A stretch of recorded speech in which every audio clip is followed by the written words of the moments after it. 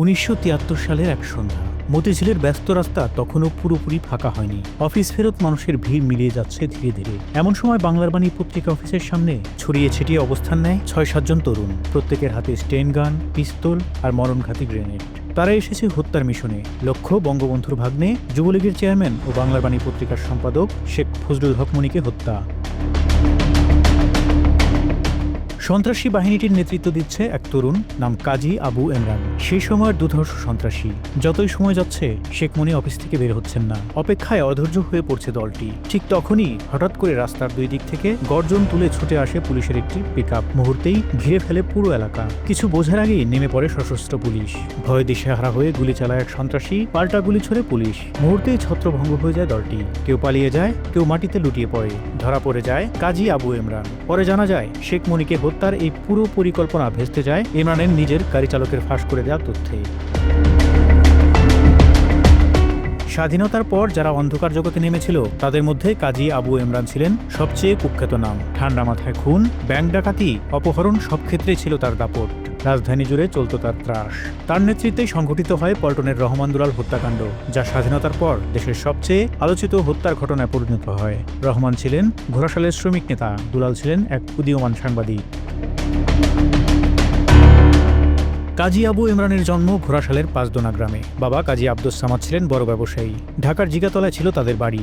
ফরিদপুরের ভাঙা থেকে এসএসসি পাশ করে ইমরান ভর্তি হন কায়েদে আজম কলেজে। মুক্তিযুদ্ধ শুরু হলে তিনি যুদ্ধে অংশ নেন, কিন্তু কিছুদিন পর পাকিস্তানি বাহিনী তাকে গ্রেপ্তার করে। পুরো যুদ্ধকালে তিনি ছিলেন জেলে। যুদ্ধ শেষে মুক্ত হয়ে ইমরান রাজনীতির সঙ্গে যুক্ত হন। প্রথমে যোগ দেন ছাত্র ইউনিয়নে, তারপর ভাসানী ন্যাপের রাজনীতিতে জড়িয়ে পড়েন। স্বাধীনতার পর ঢাকা বিশ্ববিদ্যালয়ে মহসিন হলে থাকতেন তিনি। ১৯৭৫ সালে জেল থেকে ছাড়া পেয়ে আবারও ডাকাতির কাজে লিপ্ত হন। এরপরও জেলে গিয়েছেন, জেল ভেঙে পালিয়েছেনও। সমানতালে করে গেছেন খুন ও ব্যাংক ডাকাতি। ১৯৭৭ সালের শেষ দিকে পরিবারের চাপে দেশ ছাড়েন তিনি।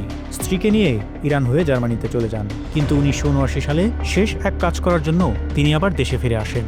তার স্ত্রী মুন্নি বারবার অনুরোধ করেছিলেন, অপরাধ ছেড়ে দাও, শান্ত জীবন বেছে নাও। কিন্তু ইমরান বলেছিলেন, আমার জীবনের একটা শেষ কাজ আছে, সেটা না করা পর্যন্ত শান্তি পাবো না। সেই শেষ কাজ ছিল তার রাজনৈতিক প্রতিদ্বন্দ্বী ঘোড়াশালের শ্রমিক নেতা আব্দুর রহমানকে হত্যা। ১৯৮১ সালের ৭ই মে সন্ধ্যায় রাজধানীর বিজয়নগরে ঘটে ভয়াবহ হত্যাকাণ্ড। শ্রমিক নেতা আব্দুর রহমান ও সাংবাদিক ফেরদৌস আলম দুলালকে গুলি করে হত্যা করা হয়। সেদিন দুলাল পিআইবিতে একটি কর্মশালা শেষে অফিসে ফিরছিলেন। নিচে দেখা হয় রহমানের সঙ্গে। দুজনে রিকশায় ওঠেন, যাচ্ছিলেন মিজানুর রহমান চৌধুরীর বাসায়। বিজয়নগরে মুক্তি ঔষধালয়ের সামনে পৌঁছাতেই পেছন থেকে আসে একটি ভ্যাসপা মোটরবাইক। তাতে থাকা দুজন পিস্তল উঁচিয়ে গুলি চালায়। মুহূর্তে ঝাঁঝরা হয়ে যায় রহমানের শরীর, আর দুলালের মাথা ভেদ করে গুলি চলে যায়। ঘটনাস্থলে মৃত্যু হয় দুজনের। পুলিশ ইমরানকে গ্রেপ্তার করে। দীর্ঘদিন জেলে ছিলেন তিনি। মুক্তি পাওয়ার পর ফিরে যান ঘোড়াশালে। সেখানে রাজনীতিতে মন দেন, এলাকায় প্রভাবশালী হয়ে ওঠেন। জাতীয় সংসদ নির্বাচনে প্রার্থী হয়েছিলেন, কিন্তু হেরে যান। সেই পরাজয়ের পর শুরু হয় তার জীবনের শেষ অধ্যায়। রাজনীতি ছেড়ে দেন, বদলে ফেলেন নিজের চেহারা ও জীবনযাপন। সাদা থান কাপড় পরে চলাফেরা শুরু করেন, চুলদাড়ি কাটা বন্ধ করেন। নিজের বাড়িতে গড়ে তোলেন ধর্মীয় আস্তানা। প্রতিদিন ভিড় জমতে থাকে তার বাড়িতে। কেউ ওষুধ চাইতে, কেউ দোয়া, কেউ সন্তান কামনা। ধীরে ধীরে তিনি এলাকায় আধ্যাত্মিক মুরব্বী হিসেবে পরিচিত হয়ে ওঠেন।